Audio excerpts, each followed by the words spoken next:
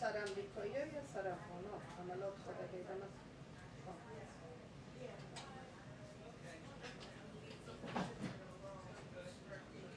یا جواب میدم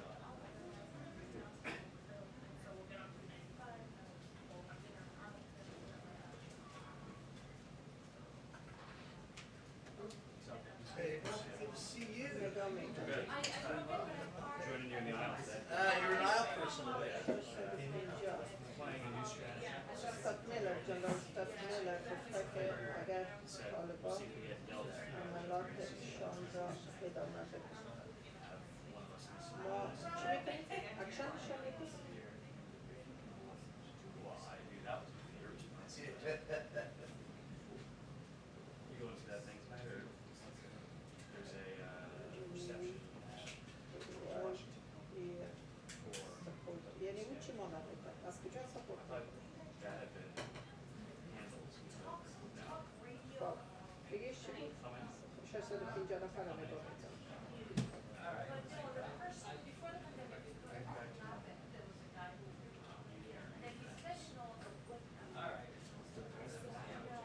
او را گفته که برای سفارت شده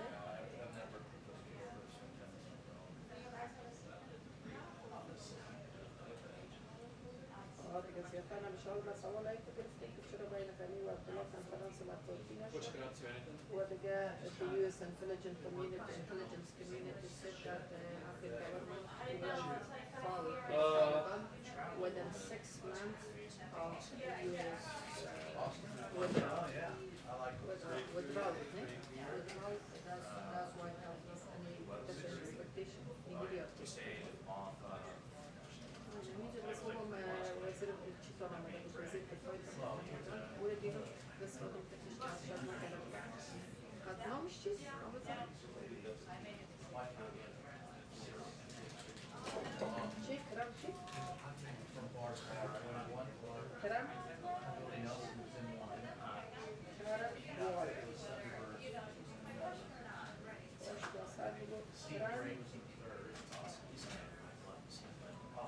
Karen Waller Karen Waller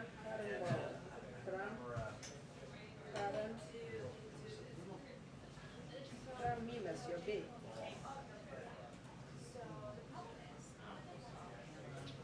Karen personal نتیجامد دوای برفت بچه دیگیش یا نمی Karen Waller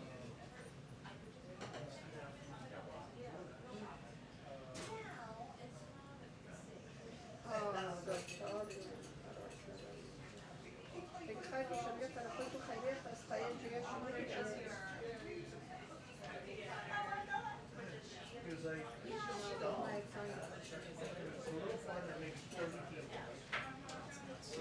والله ومش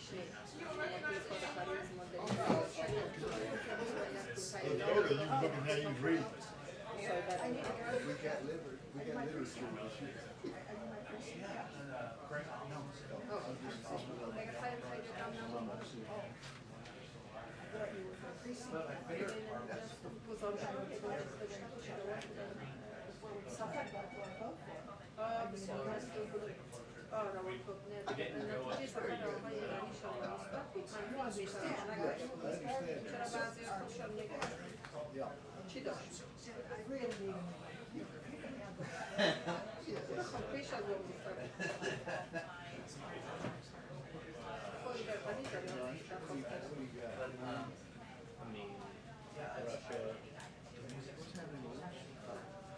So that was one thing. I know that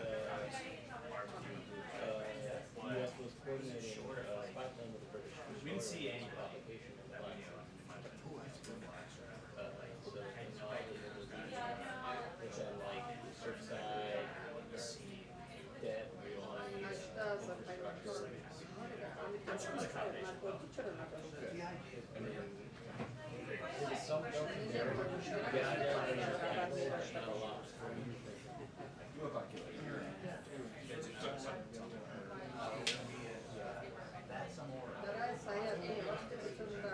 There are feel like today's the catch your breath day. I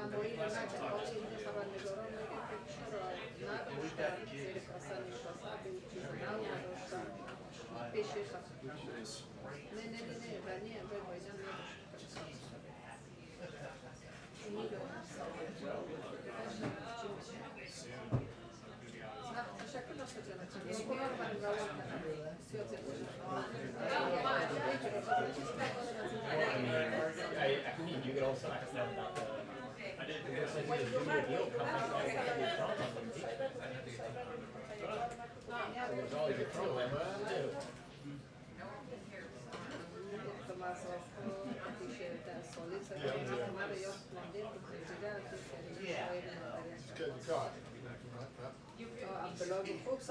I just saw your doppelganger. Oh, it's when I was coming in.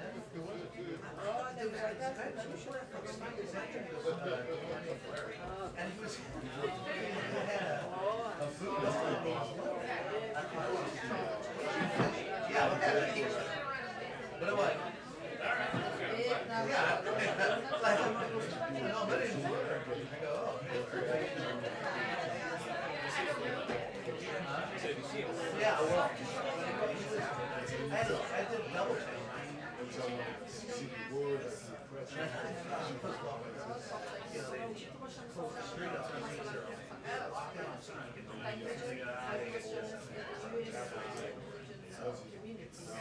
But also it's terrible paving work that you're doing. You drive it.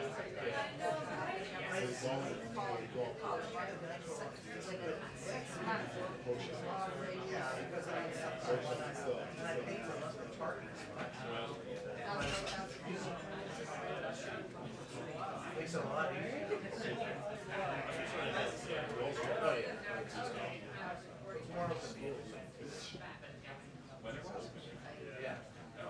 Yeah. And well, and Jen Psaki, right? He's leaving. Which is the departure down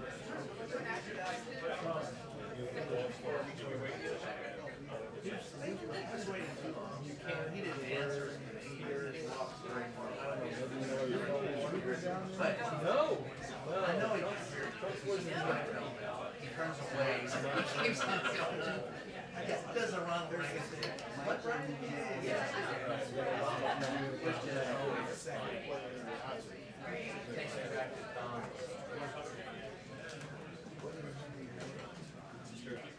Good to see you. He was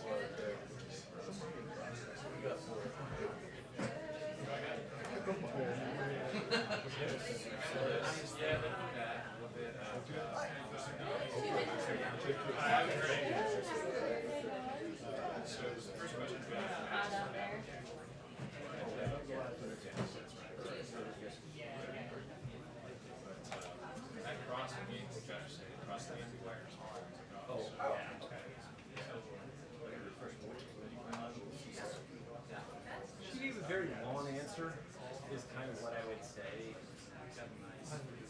Yeah, if I was to cut it to the short of it, it was kind of like judging this with regard to American science. When did you say that? Was that Before the general no, after. It moved on the wire and the plane took off and then I answered. Yeah. Okay, then I'll sit down. Okay. But yeah. Thank you. I'll walk over everybody. Something along those lines.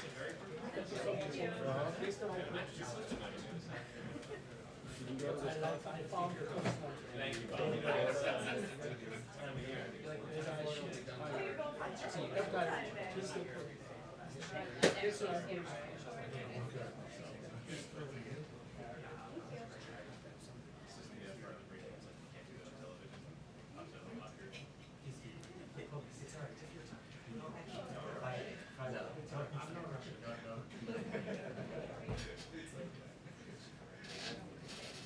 They're 2 minutes warnings, they actually are about which is very well called.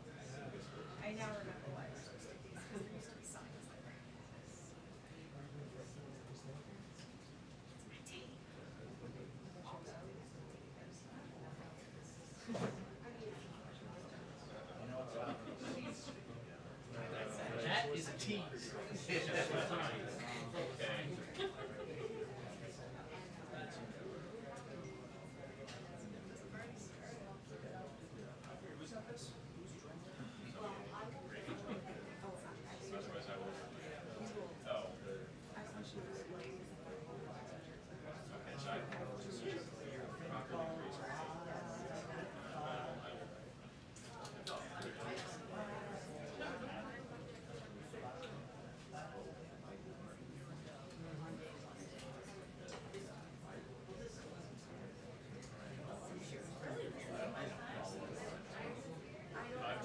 I mean, I could be completely wrong. I walked by to get my phone, then my cover. Yes. I also didn't foresee it causing me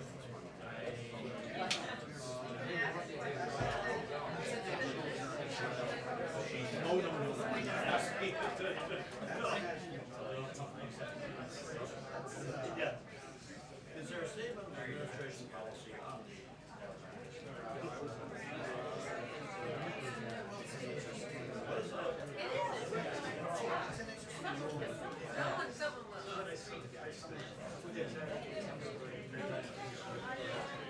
Trump just called for a million to resign. I'm on. Oh, I just realized you're sitting next to Portnoy. Damn, and me. We're on it. It's not good. I'm sick. I hope that my man is there,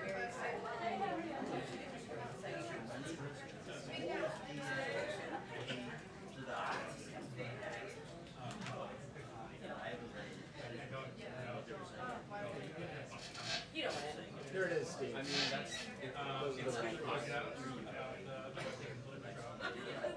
I think everybody. Wait, where was it? Andrew Johnson. Yeah.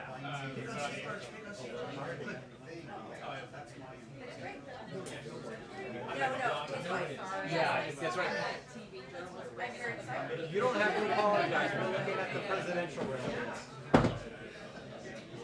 course you guys are.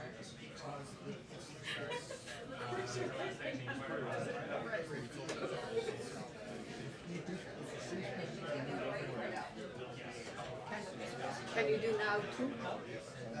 Very excited. It's great that she's here. I mean, I don't know her regularly. Home base.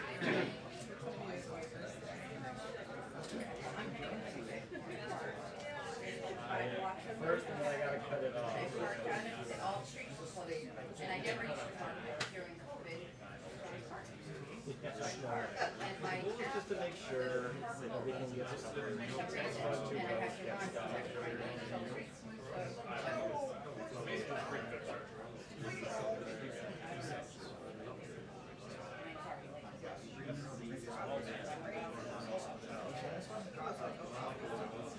like walking out a free man. We can.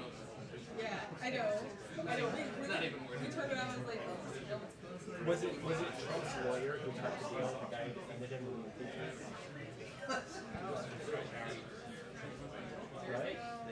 Remember, because there was the one guy who gave that weird railroad intro where and he had been the Montgomery County prosecutor. So I'm wondering if that was. the law meandering, the wire being big credits for Democrats. I mean, it's sorry. No, I mean, it's a good question. Something.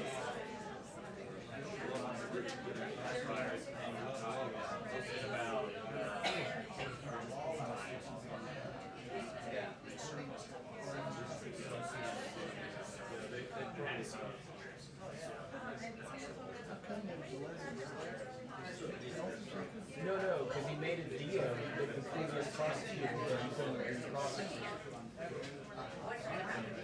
And so it was a violation of that agreement. And the question is whether he made the deal with the prosecutor from Montgomery County to then defend Trump. That was really aggressive. They have it. Not around here, I don't know where around here, but like these parks are like danger. My car was 5 minutes. Oh, wow.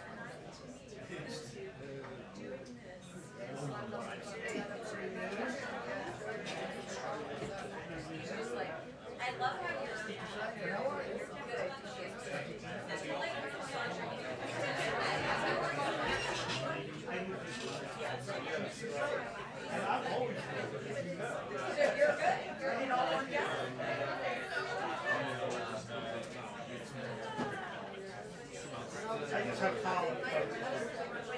I just have Colin covered for me. So I can yell out, bar the door, never let someone in. You know, it took me a week. I went up last week and went to Brian Price, Grand Canyon, and a wedding. And by the time I was done with that, I was so exhausted hiking the canyon. But I had forgotten in 170 that I had forgotten the exhaustion of being on the trip. Are you?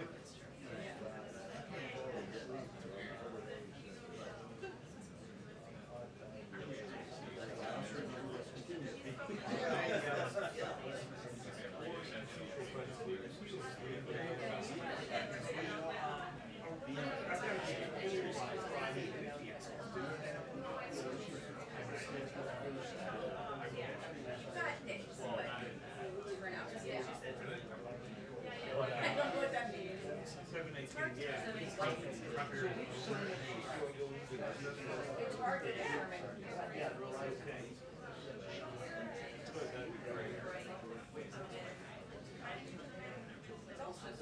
And now you just sign up for Friday. Yeah, yeah. Hopefully Friday will be a pretty quiet day.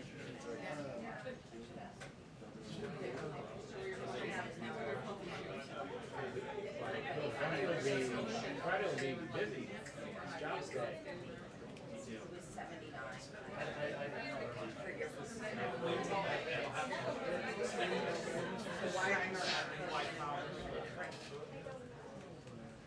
Thank you very much.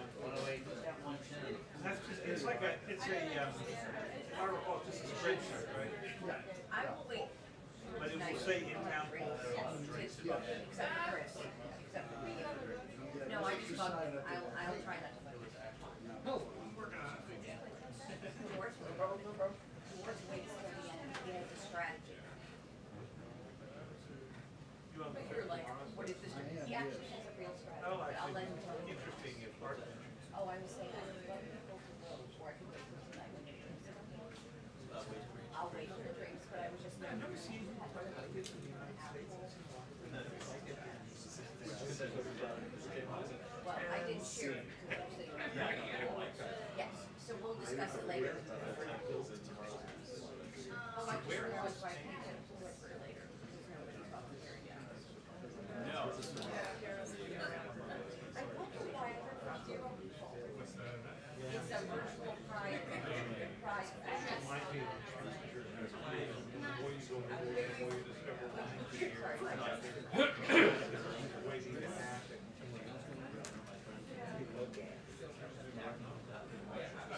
They pulled up the wires. Ceasefire in Ethiopia is keeping white knuckles. Did the editor find out? Hopefully not. That's a bad. Bill Gates is now giving money to gender equity after divorce.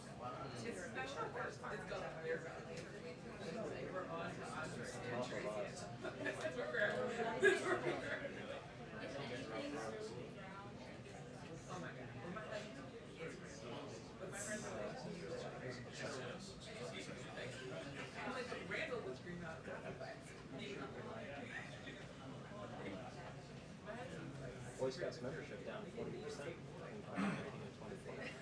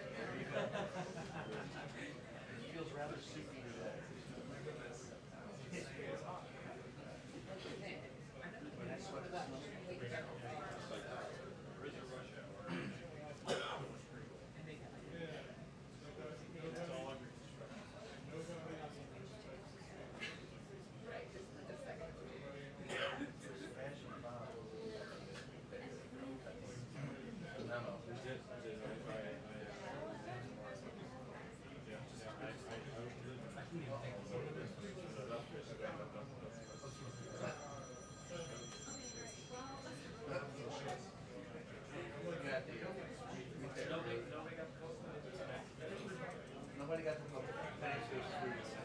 Oh, good.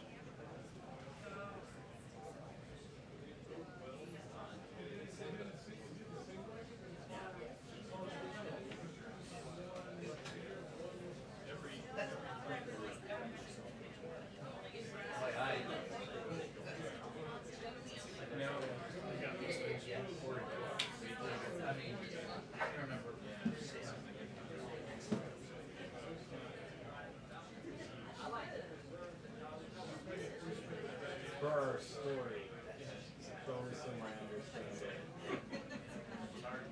is Osby does a deal with Bruce Casper, who then becomes the lawyer who defends Trump in the impeachment. And because of the deal, the civil suit moves forward, and he can speak freely in the civil suit. And then the testimony from the civil suit becomes the basis for the prosecution. Which was unsealed evidence. Yeah. It's a prosecutorial misconduct issue. Anything about the charges. There's always a Trump. Well, I mean, the lawyer was the guy who did the weird, like, senators, and like he just seemed to be running up the block on.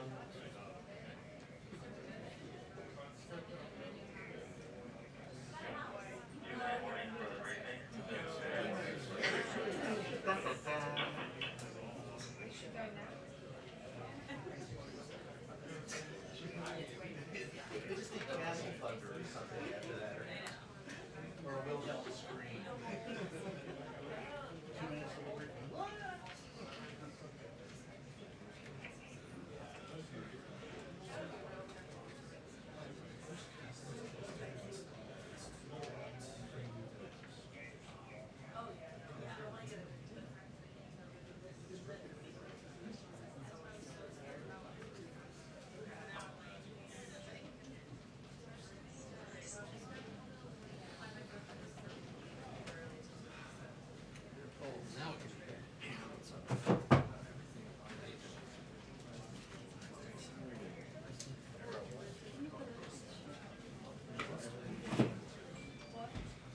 2 minutes of the briefing.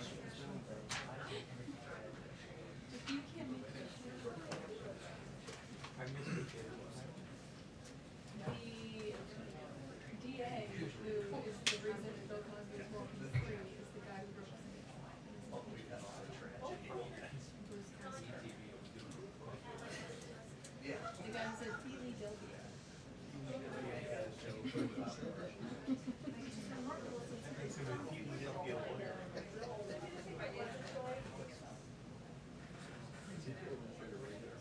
Regan. By the scene when Cosby walked out. Yeah. But it looks horrible. 2 years in prison?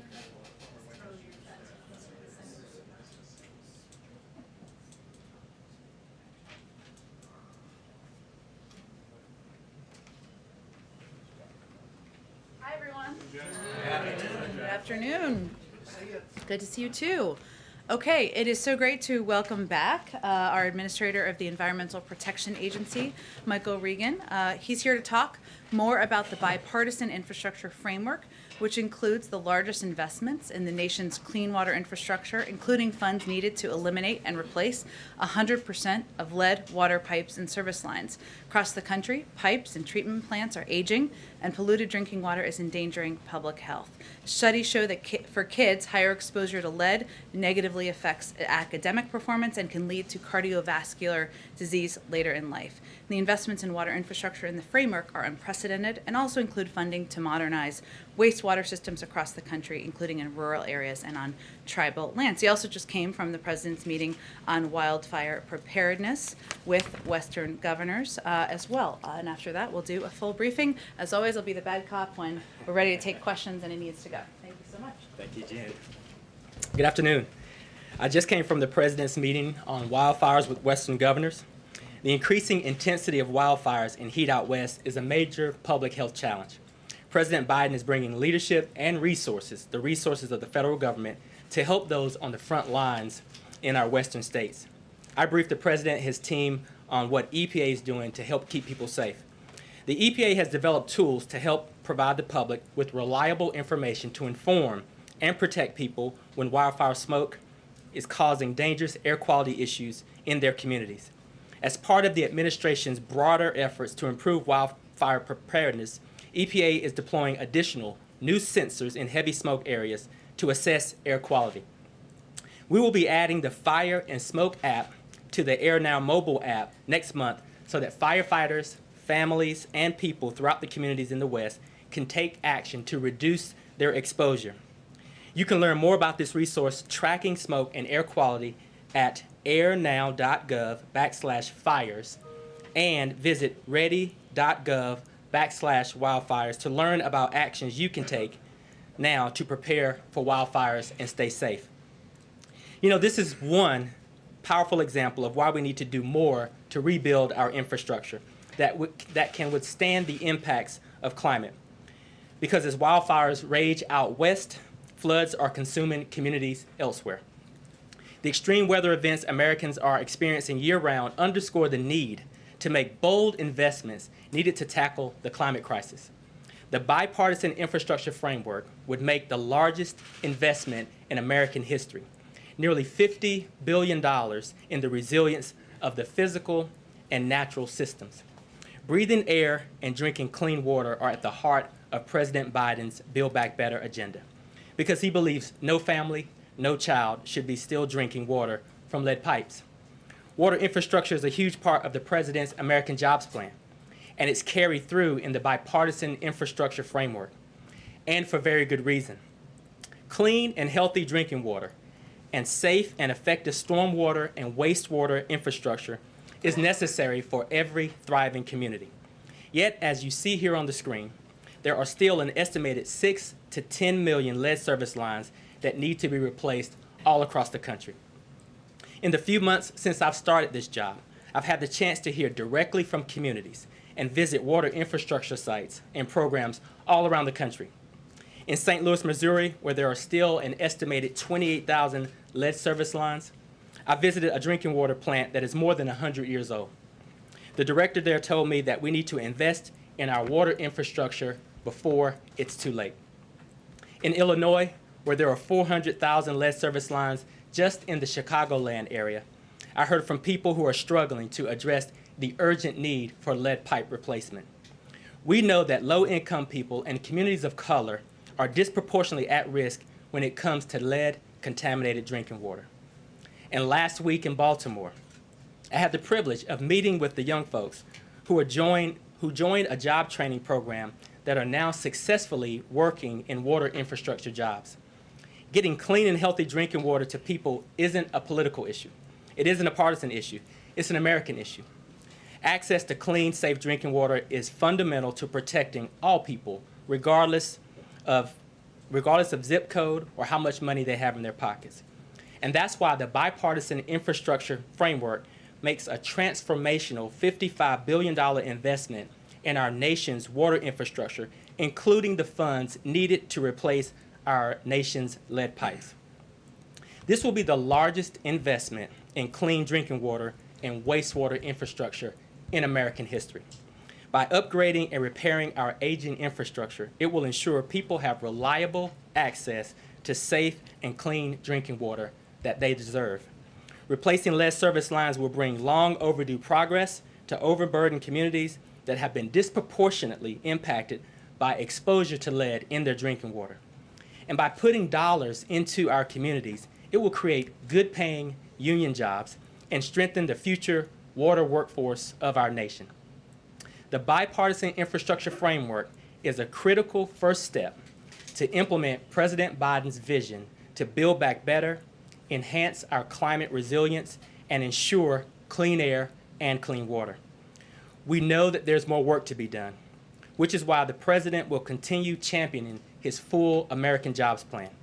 President Biden's leadership on responding to wildfires in the West, building our nation's resilience to climate change, and prioritizing water infrastructure is already bolstering the work for EPA. And I'm grateful to the President, I'm grateful to Congress, and the American people for their ongoing bipartisanship support on these very important issues. All right. Who's going to go ahead? Thanks. Sir, in the meeting with the governors on water rights, was there any discussion of water allocation decisions in the western states with any of the governors today? No discussions there. Basically, we discussed that we're experiencing a very tough wildfire year, upcoming year. We talked about staying very closely coordinated, and the President talked about providing additional resources for resilient infrastructure and water management and forest management. Was there any discussion about rolling blackouts to prevent wildfires? Was there talk about that? No. Any other concerns that the governor's brought up that that we need to know about? Just that we need to work closely, federal and state, leveraging resources, and again, staying in close coordination throughout this wildfire season. Can you talk about, given you're talking about extreme weather events, like what's happening with the heat wave in the Pacific Northwest, can you talk about how that factors into your enforcement strategy at EPA and cracking down on polluters? Well, what I can say is that we're really laser focused on these climate change impacts, and so therefore we really are deploying our air quality monitoring systems to help folks understand the implications of wildfire pollution. We really are ramping up enforcement in this EPA. We believe that enforcement is a tool in our toolbox that need to be deployed so that we can keep everyone on the right track. Talk about also, I know that EPA is hiring up to 1,000 new staff. Can you give an update on how that's going and what areas you're looking to hire in? We are looking to hire, and really we had a lot of people lead the agency during the previous administration. What we want to do is continue to build on our scientific integrity, our ability to capture and push data out, and really develop the sound expertise amongst all of our professional classes to inform how EPA does its job and accomplish its mission. Thank you. Thank you for taking my question. Do you support pursuing additional funds beyond the bipartisan plan in the reconciliation plan for drinking water in particular? You know, I think the president has made it clear that he's got ambitious goals laid out in the American Jobs Plan. This infrastructure framework is what we're seeing as a first critical step. So he's got a number of tools in his toolbox. We're happy that he's going to deploy those tools, not only for water infrastructure, but for climate as well. Can I ask you a follow-up question about what's going on in Florida? The EPA has said that there are particles that could be toxic to people's long-term health related to the collapse of the building in Florida. Is the EPA making any recommendations or suggestions to try to protect people that are living in the area and, of course, the first responders who are searching the rubble? We're actively engaged with all of the elected officials on the ground. Our regional offices are deploying air monitoring systems and the latest information to be sure that we keep the public safe. Are you confident that the people that are searching the rubble, that they're getting the protection that they need so that they don't end up like the first responders in 9/11, who of course suffered all sorts of long-term health issues? I'm confident that our agency is partnering with the sister agencies to provide the latest and best information so that those on the ground can govern themselves in a very safe way. Thanks, Jen. Administrator, the last several days here in Washington, right across the street from this building, there have been protesters who've been holding signs saying things such as, "Biden, you coward, fight for us." What's your response to that criticism, and if you could assess the claim that they're making that the president on that issue is a coward? You know, what I can say is that this is a historic investment. This is the largest investment in American history, both on water infrastructure, but we also see some strong movement on climate in this infrastructure bill as well. When we look at the supply chain for electric vehicles, when we look at charging stations that will be deployed all across this country, what I would say is a first critical step, but the president is holding tight to his vision, and the president is looking again at all of the suite of options that he has from a toolbox perspective to pursue the goals that he's laid out.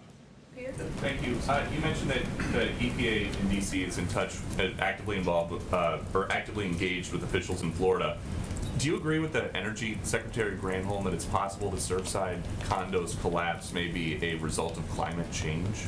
You know, I don't know if we have enough information at this point. You know, what I'll say is EPA, both our headquarters and our regional offices, are coordinating with the state of Florida and folks in that region to really understand what's happening on the ground and be sure that we're deploying adequate resources to keep those actions safe for those folks. Thanks, Jen. There are millions of people across this country who are not on the water system. They rely on well water. So to those millions of people, every time you test their wells, they're coming up with fecal coliforms, arsenic, antibiotics, and other heavy metals. What does this do to address those millions of rural and suburban people who are not on a water supply line but rely on well water? You know, EPA, we have a lot of tools existing to focus on water quality and water quality protection. What I would say, again, when we look at these infrastructure bills, they're doing a really good job, not only to help with lead service pipelines and water infrastructure, only, but when you look at the American Rescue Plan, you look at the president's very ambitious budget for EPA, what we're doing is we're bolstering our ability to collect the data and information we need to keep the public safe, and where we need to lean in on our enforcement. Well, I understand that, but in response to what Steve was saying, there are those who are rural and suburban residents who believe that the cowardice in the administration comes by not addressing a very real issue about poisoning well water. Are you addressing that? I think we're looking at a range of options to look at water pollution. PFAS, I think we've got a number of budget requests in that we hope the Congress approves for EPA to really bolster its actions there. I think that there are a number of tools in this toolbox that the president is deploying to get at water quality protection for all citizens. So there is money allocated for it? To address that water well issue. There is money in this? There's money in the president's budget request for EPA to do a better job of looking at water quality protection for all Americans.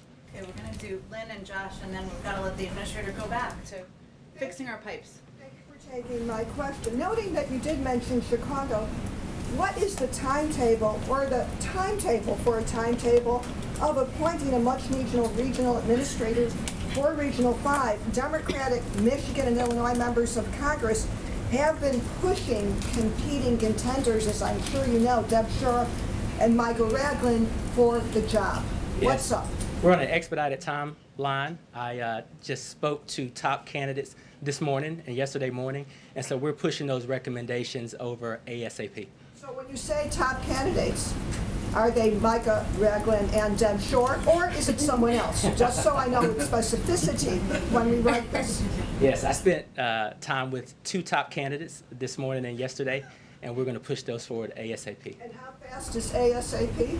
Well, that depends on how we work with the White House to get it done. So I don't have a specific timeline in terms of how we navigate the personnel process, but we're pushing as fast as we can. Listen, we recognize that we need our regional administrators in place if we're going to be successful to expedite and execute on the president's very ambitious agenda on climate, on water quality, environmental justice, and the like. So this is a top priority for us. Great. Last one from Josh. I want to go to the lead service lines. Could you break down the timeline for when you think all of these would be replaced? And then secondly, on the issue of cost, how are you looking at cost? We're told that it would cost on average $27,000 to replace a lead service line in Chicago, but the administration seems to be budgeting it around $4,000 to $6,000. You know, our estimates show that with the ask that the president has in this infrastructure plan, that we can replace 100% of the lead pipes. Obviously, when you look at timelines, that really is city by city, instance by instance. We are ready to engage with our state partners. The good news is EPA has water infrastructure programs in place. We have the infrastructure to push these resources through, to partner with our state and local officials to get this done on an expedited timeline. Will it be done overnight? Absolutely not. Will it be done as quickly as possible? That's what we're pledging to do. So what's the range between overnight and as quickly as possible? Well, we haven't gotten that far yet in terms of putting an actual timeline on the quickest city we could do and the one that would take the longest term. But he can come back when we know. Thank you so much, Administrator Regan. Appreciate you taking the time today. Thank you. Thank you. Thank you very much. Thank you.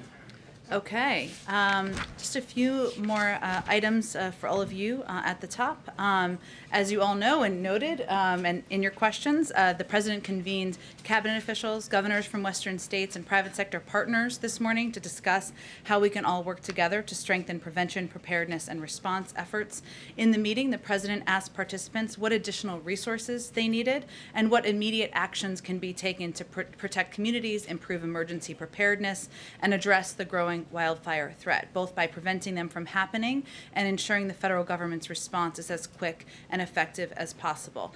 And to do that, we also announced a series of actions today to address the growing and severe threat of wildfires, protect communities from devastation, and save lives, which were outlined this morning. We can certainly talk more about. As you may have also seen, in a few minutes, the President will sign the Sergeant Ketchum Rural Veterans Mental Health Act, which will create 3 new mental health centers for veterans battling severe mental health issues, including post-traumatic stress disorder. It's estimated that at least 1 in 5 veterans return from combat with a significant need for mental health support, yet 85% of veterans coming home to rural communities are in areas with a shortage of professional support. As the President has repeatedly reaffirmed, we have a sacred obligation to care for those who serve, and this bipartisan bill will help our rural veterans get the support they need. Later this afternoon, the President will also sign 3 additional bills, one to protect our climate from methane, one to protect consumers from predatory lenders, and one to protect workers from employment discrimination. Each of these bills are common sense protections that passed with bipartisan support. Bipartisanship alive and well in Washington. Watch out. Also today, the White House will host a virtual eviction prevention summit to support and facilitate coordination among local public officials, court officials, legal service organizations, local bar associations, community-based organizations, emergency rental assistance administrators, and local philanthropies from cities across the country to work on developing local eviction prevention action plans. This summit is just one of a number of steps we are taking, that we announced last week, I should say, to keep people in their homes by protecting renters and helping state and local governments prevent evictions. Also, in our ongoing news about getting vaccines out to the world, we are shipping 2.5 million doses of Johnson & Johnson vaccines to Colombia as a part of our continued effort to end the virus everywhere.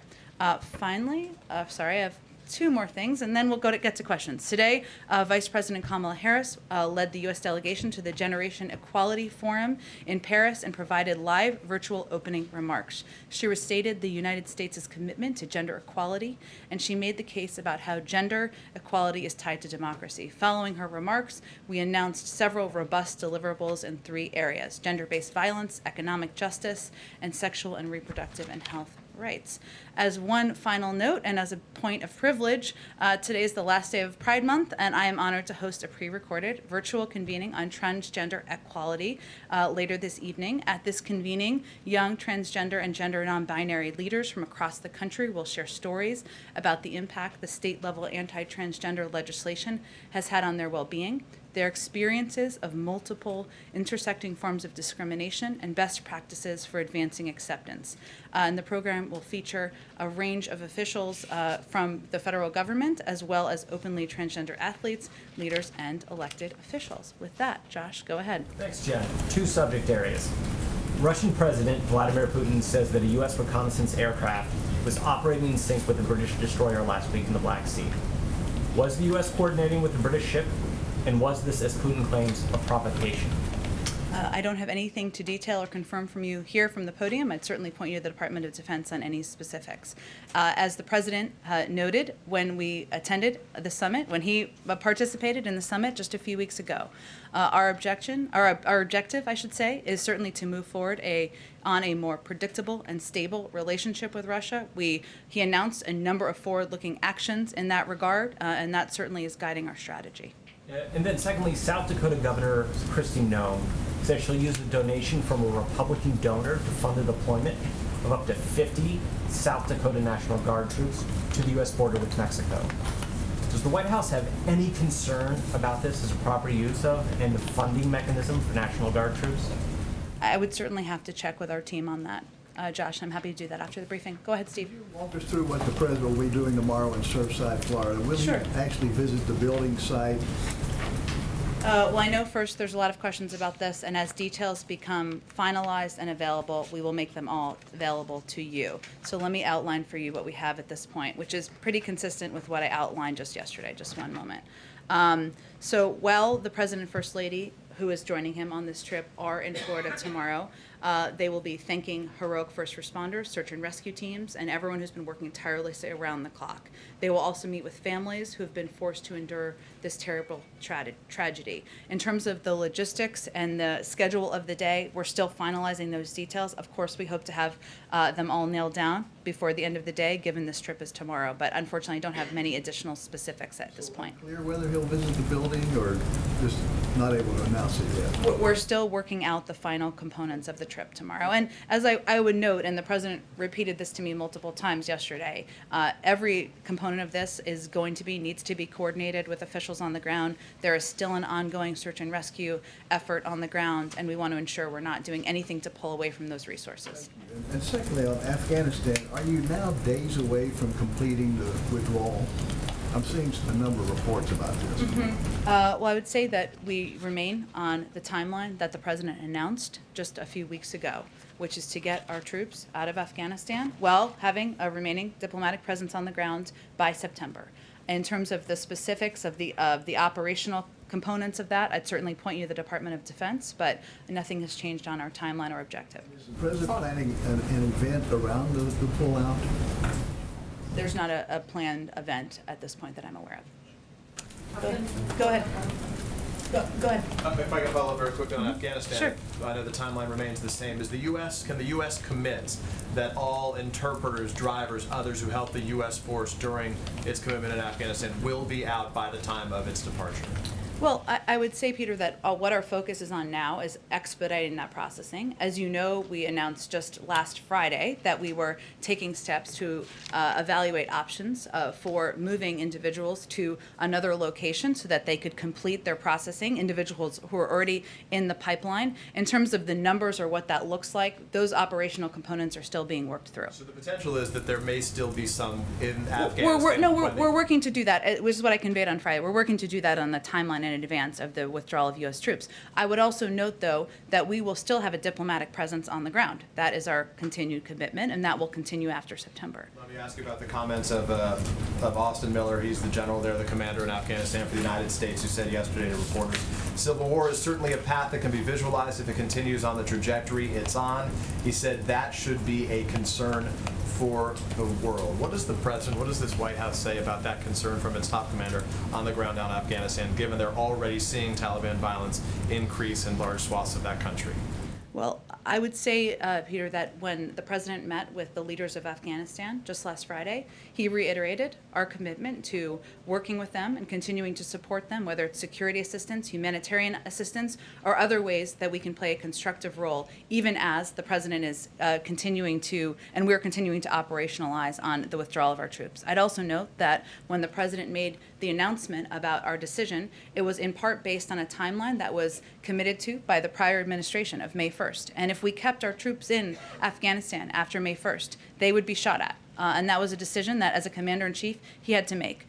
There have been assessments out there made by our intelligence community and others about the conditions on the ground. We are going to continue to work with leaders in Afghanistan, as the president reaffirmed last Friday, but it's not changing our plans or our timeline for moving our troops. Last question is making headlines across the country right now. We just heard from the Pennsylvania Supreme Court that Bill Cosby's conviction for sexual assault has been overturned. They can no longer pursue those same charges against him in the future. Right now, the president obviously has long commitment to violence, the Violence Against Women Act that he helped write. The White House's reaction to that, first of all? Well, first, as you noted, those reports just came out shortly before I came out here. I don't have a direct response from the White House to that announcement. I will say, which you touched on, and I'll just use the opportunity to reiterate, that the president has long been an advocate for fighting against violence against women, for ensuring that we are raising the voices and the stories of people who have been survivors of sexual assault. That's something he has done throughout his career and will continue to do. But I don't have a specific comment on that announcement today. If we do have one after the briefing, I'll make that available to all of you. Go ahead. Thank you, Jen. What does the White House think about Congresswoman Ilhan Omar saying that she does not regret comparing Israel to Hamas and the Taliban? Well, any attempt to draw an equivalency between the United States and our close ally Israel with a terror group like Hamas or the Taliban is false and unacceptable. Representative Omar has said that was not her intent of her comments, but those certainly are not comments that we've made from here. And on another subject, you mentioned at the last briefing that you think Republicans wanted to defund the police because they did not support the American Rescue Plan. Which Republican ever said that they did not like the American Rescue Plan because they wanted to defund the police? Well, first, let me just note that the president ran and won the most votes of any candidate in history on a platform of boosting funding for law enforcement. after Republicans spent decades trying to cut the COPS program. There's record of that. That doesn't require anyone having new comments, and then also stood in the way of crucial funding needed to prevent the laying off of police officers as crimes increased. That's a simple statement of fact. I understand what you're saying there. However, there are lots of examples of Democrats explicitly saying they want to defund the police. We've got Congresswoman Cori Bush, Congresswoman Ayanna Pressley, Alexandria Ocasio-Cortez, Ilhan Omar. Are there any examples of Republican members of Congress saying they want to defund the police? I think most people would argue that actions are more important than words, wouldn't you say? Well, to that point, to your point there, at the time of the vote on the American Rescue Plan, you had the Republican leader in the Senate, Mitch McConnell. He said he just didn't like it because he thought it was a classic example of big government Democratic overreach in the name of COVID relief. And then Kevin McCarthy said he thought Democrats were using coronavirus as an excuse to justify funding pet projects. Well, where is we're going to vote against this because we want to defund the police? Again, I think actions speak louder than words, Peter. So if you oppose funding for the COPS program, something that was dramatically cut by the prior administration and many Republicans supported, and then you vote against a bill that has funding for the COPS program, we can let other people evaluate what that means. It doesn't require them to speak to it or to shout it out. Their actions speak for themselves. Go ahead. Two questions. The first one on infrastructure. In reference to the bipartisan support here, we just heard from House Speaker Nancy Pelosi. She's doubling down on this idea that she's going to hold on to one bill until she has the other. But we've also heard from Leader McConnell, and he says that President Biden's clarification is just a hollow gesture unless Democrats like Pelosi agree to changing their approach. So does this strategy by the House Speaker risk bipartisan support for this deal? Well, I would say that what leaders in the party have asked the president to do is to go out there and make the case for how this bill, how this piece of legislation will help the American people. He just did that in Wisconsin yesterday. He just had his EPA administrator come out and do that for all of you. And we think the American people are most focused on what this is going to do for them and less on the process. It's up to leaders in Congress to move this forward. The president looks forward to signing both pieces of legislation into law. But if Republicans are expressing concern, saying they may not vote for this bipartisan package unless these two are not linked in some sort of way, is this putting that deal in jeopardy? Again, I will leave it to you and to leaders to evaluate, and I will leave it to leaders in Congress to determine the sequencing and the process moving forward. The president looks forward to signing each piece of legislation into law. Can I just ask one quick question on police reform? Sources are telling us that they have now hit a major roadblock in negotiations. I'm curious if the president has been briefed on that. When was the last time that he spoke to the lead negotiators, including Republican Tim Scott? We're in regular touch with the negotiators. I don't have a timeline or a specific last call with the president, but senior members of his team are certainly in close touch. We'll let them speak to where they are in the process and where they are in moving the process forward. The president remains eager to sign the police reform bill into law. Go ahead. On police go ahead. Let me go to April and then I'll come back if that's okay. Go ahead, April. On police reform, there is a stumbling block. It's qualified immunity. We're hearing that mainstream policing organizations are upset about the financial piece, that it could possibly bankrupt police officers and police departments. What does the administration feel about that? For police to be held accountable and there to be transparency on this, and these police agencies are saying no because of the financial component of it. What do you say? Well, I would say, April, that there's an ongoing discussion and negotiation between Democrats and Republicans. We're not going to weigh in on that more specifically from here. The president believes that it's important that police reform is long overdue. There are difficult components of this discussion. A lot of those are happening in private, which is the place where they should continue to move forward. Would the president be okay with police reform, the George Floyd Justice and Policing Act, to be passed without qualified immunity or component of qualified? We're not going to get ahead of the negotiators who are representing the interests, having challenging discussions, no doubt, about how to move this forward. We'll take a look at it when they have the framework and they're ready to talk about it publicly. And is there also concern now that Senator Tim Scott has the support of Senator Lindsey Graham on this policing issue? Is there concern he has his support? Yeah. Again, April, once they are ready to talk, once the negotiators are ready to talk about the specifics of the framework and where they are, I'm sure we can speak to that from here. We're not at that point quite yet. Go ahead. Are you expecting the framework to come out? Tim Scott was supposed to have it today. We'll leave it to the negotiators to convey when they're ready to talk about it publicly. Go ahead. We'll ask you back to Afghanistan just real quick. Following up on the comments by General Miller, was anything he said to reporters in the last day or so new to this White House, or had he conveyed those concerns to the president? I'm not going to get into private conversations. I will say there have been intelligence assessments that have been out there that we have not walked away from.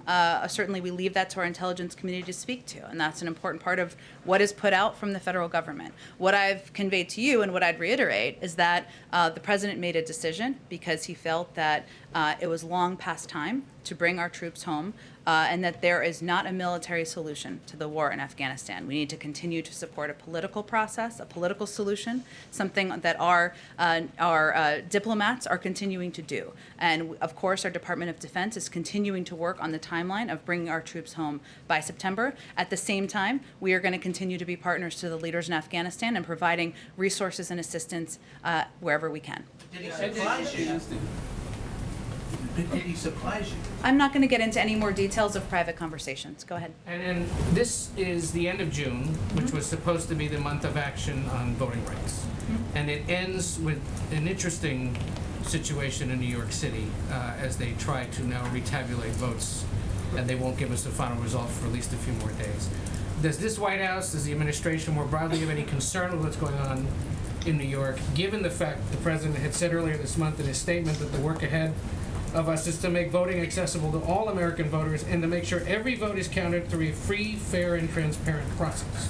That continues to be his hope and his commitment and his desire, but I don't have any assessment from the White House on the New York vote counting reporting, I'll call it. Go ahead. Does the president want House Speaker Pelosi to put a Republican on the January 6th commission? The president believes that Speaker Pelosi is acting in an appropriate manner as a follow-up to her effort to get a bipartisan commission passed, something that was blocked, as we know, in the Senate by Republicans. And in terms of what the compilation is and what it looks like, he certainly trusts her view on this. Does he think a Republican could act in good faith on this commission? The president believes certainly Republicans can act in good faith. He's worked with them on a range of objectives, but he is going to, of course, rely on the decision of Speaker Pelosi and how she wants to see this commission put forward moving forward. And on the Bill Cosby conviction being overturned, I know what you said to Peter, but it's not because he's innocent. It's because of a decision that a former prosecutor made. So what message do you think that sends to women, in the Me Too era who come forward with sexual assault allegations, and to see something like this happen? What is your response to that? Well, I would say, Caitlin, that I just want to be careful about not speaking to a specific decision by a court, but I can say, broadly speaking, as I tried to do earlier, that obviously the president is somebody who has fought for, advocated for, elevating the voices and stories of women who are survivors of sexual assault, sexual abuse, and certainly knows that's a difficult journey for many of them. And he believes that these women are courageous, they're brave, and he wants it to be an environment, wants us to live in a country where women will feel comfortable moving forward and telling their story. But again, if there's a specific comment we have as it relates to this ruling today, I will provide that to all of you after the briefing. Go ahead, David. Two follow-ups on things that you mentioned before. Earlier you said that we're 2 weeks out from the Putin summit, and you'll remember... Did I do my timer? Okay. You got it just right. Okay. And you'll remember that at that time there was discussion of setting up some conversations pretty quickly on cyber and some other arenas. Can you tell us whether any of those have happened, whether any of those are planned so that you don't lose momentum from this? Sure. I know that the president was eager to get those going as soon as we could. Many of those will be happening. Of course, all of them will be happening below the presidential level. Let me talk with our national security team and see if there's an update on what's underway already and what's ongoing. Okay, and on Afghanistan, you mentioned the intelligence reports that were out pretty widely. One of them suggests, one U.S. report suggests that within 6 months or so, Kabul could easily be overrun, just given the progress that the Taliban have made. Were there any commitments made to President Ghani when he was here, or any contingency plans discussed about what the United States would do if it did look like the Capitol could be overrun? I would say, David, that the President reiterated what his announced position has been, that we are planning to withdraw our troops from Afghanistan on a September timeline, but also reiterated our commitment to working as a partner and to supporting Afghanistan with security assistance, humanitarian assistance, and others. We didn't get ahead of that with hypotheticals. You did not get into the specifics of what I don't have anything more to read out from the meeting. Well, let me finish. But the President's commitment to bringing our troops home from Afghanistan has not changed. He reiterated that same commitment in his meetings on Friday. Go ahead. Thanks, Jen. Tomorrow's expected to be the last day of the current term of this Supreme Court. Historically, we've seen justices who plan to announce their retirement do so at this time. Is this White House making, well, what if any preparations are you all making for the possibility that Justice Breyer will announce his retirement? We leave that decision to Justice Breyer to make. Are you guys watching this at all? I mean, is this something the President has thought about as we get toward the end of this term? Or? As you know, the President said on his campaign that he committed to nominate if there was an opening, and we do not know if there's an opening, and it is up to the justices to decide whether there will be an opening, to nominate an African-American woman to the Supreme Court, something that would be history-making, and if there's an opportunity, he remains by that commitment. But we will leave it to any justice to determine the timeline of their retirement. Can I ask a follow-up question in Florida? Does the President plan to speak with Governor DeSantis when he's on the ground in Florida? Sure, it's a good question. We will have more details, I expect, later today on the specifics of his visit tomorrow, where he'll be going, who he'll be meeting with, but I don't have any specific meetings with elected officials to read out at this point. Have they been in touch? Has Governor DeSantis and the President, have they talked about the situation in Surfside? As you know, they had a conversation late last week. Also, the President sent his FEMA administrator down on Sunday. The President spoke with his FEMA administrator to get an update on that at the conclusion of his visit. I don't have any additional calls to read out for you. Go ahead. Let me ask you, Jen, a variation of the question I asked the Administrator with respect to the protesters outside in the last few days. How are those protests being received here? Is the President proud of those activists? Is he shamed by them? What's the view here in the West Wing? I would say first that we respect the right of anyone to peacefully protest. That's an American right and a fundamental right. I will say that the President believes that what's in the infrastructure package is an important down payment on addressing what he sees as a crisis in our climate, a crisis that is a priority, one of the top priorities of his presidency. And I've outlined a few of these items before, but again, it's incumbent upon us to continue to talk about it, to make sure everybody who cares as passionately as he does and we do about the climate crisis understands that in this package it has the largest investments in the nation's clean water infrastructure, as the Administrator noted, eliminating and replacing 100% of lead water pipes. It's the largest investment in addressing legacy pollution that harms the public health of communities and neighborhoods, and billions to reclaim abandoned mines and cap wells. The largest investment in public transit, something that will help reduce greenhouse gas emissions in the country. It will modernize the electrical grid with a new grid development authority and largest investment to date in America's electrical grid. And of course, it invests in electric vehicles. I'd also note, and you may have seen a memo we put out yesterday. If not, I know we've put out a lot of paper in the last few days. So if you haven't, I will highlight a few things in there. There's components the President will continue to fight for in the reconciliation process to continue this effort, including providing tax cuts for businesses and consumers who invest in clean energy technologies, sending a market signal that brings additional private investment off the sidelines and into modernizing our electric grid through an energy efficiency and clean electricity standard, and mobilizing the next generation of conservation and resilience workers. And I say all that because those are all key components and priorities that a lot of climate activists talk about. And it's important that they understand we're fighting by their side and with them, and we want to address the climate crisis. I have a separate question. Yes, go ahead. More than 1 million people in this country, according to reports, are living under a conservatorship or guardianship. The most famous case has come to light in the last few weeks. It's Britney Spears.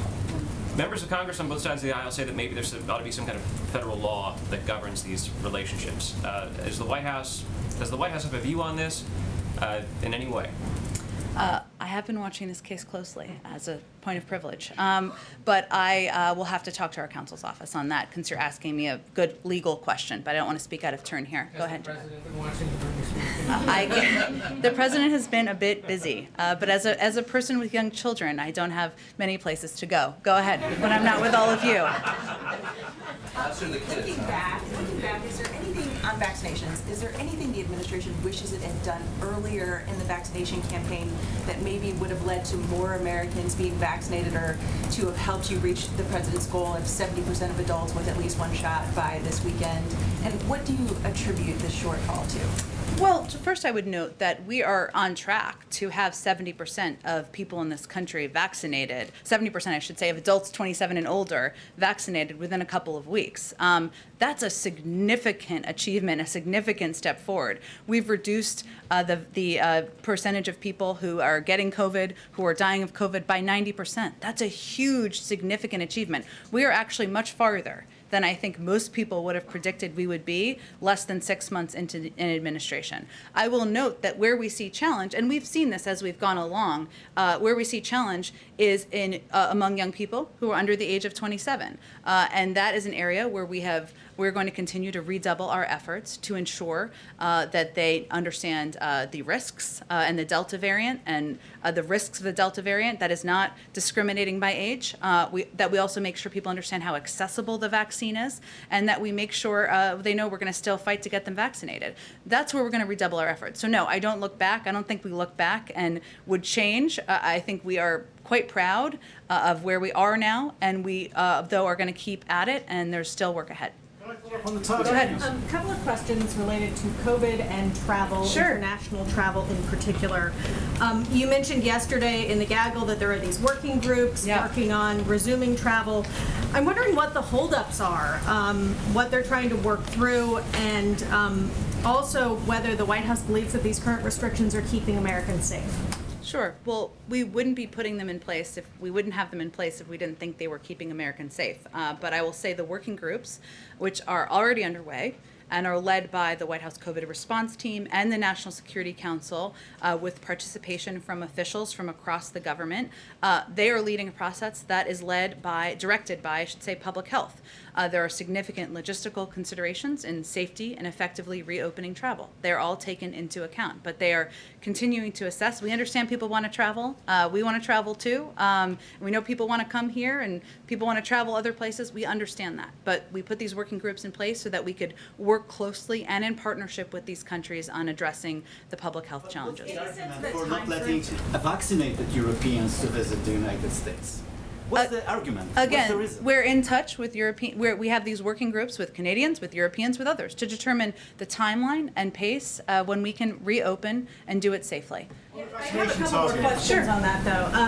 A couple months ago, Andy Slavitt, I think it was, in one of the COVID briefings, said that there would not be any sort of government COVID passport. However, the U.S. government would provide guidelines to industry about what vaccine verification would look like, or best practices. Where are those guidelines? They were always meant to be basically an FAQ on the website. I don't know that they were meant to be anything more formal than that. I can certainly check and see what's on our website, or what information, I should say, we're providing to businesses who inquire. Because I know I've spoken to industry groups who are somewhat concerned that there isn't much clarity about vaccine verification, the travel industry, for instance. One other question on this. Do you expect that there will ever be a scenario where the U.S. requires vaccination for travelers coming to the U.S., for instance, from Europe or India? From the federal government, or from the airlines, or? From the federal government. I assume you don't control the airlines. We don't. I would say that is not our intention.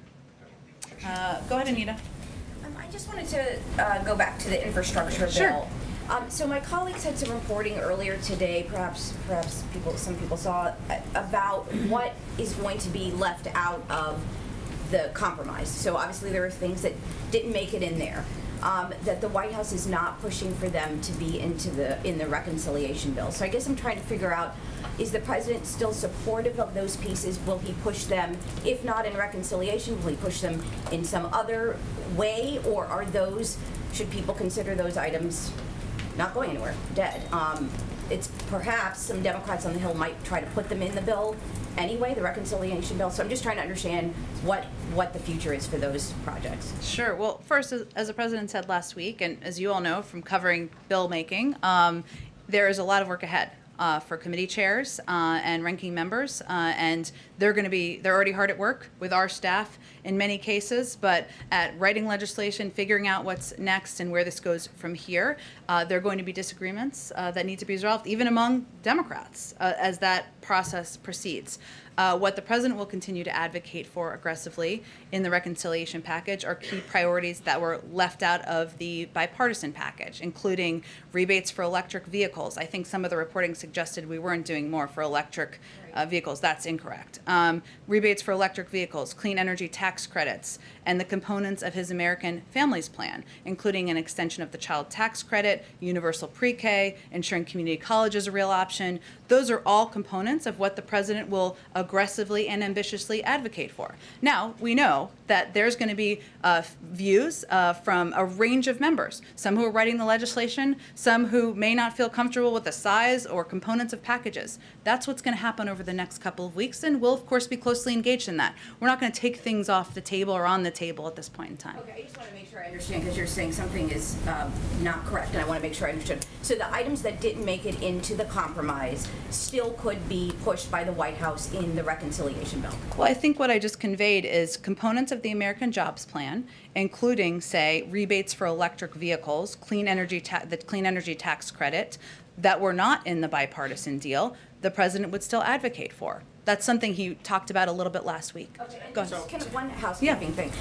2 days ago when we had the last briefing in this briefing room, I asked about the July 4th event, and you said you would get some information. And I answered it yesterday. I didn't see what all the details. I'm happy to repeat it for you. Yeah, I didn't see that you talked about the COVID precautions. So. Yeah.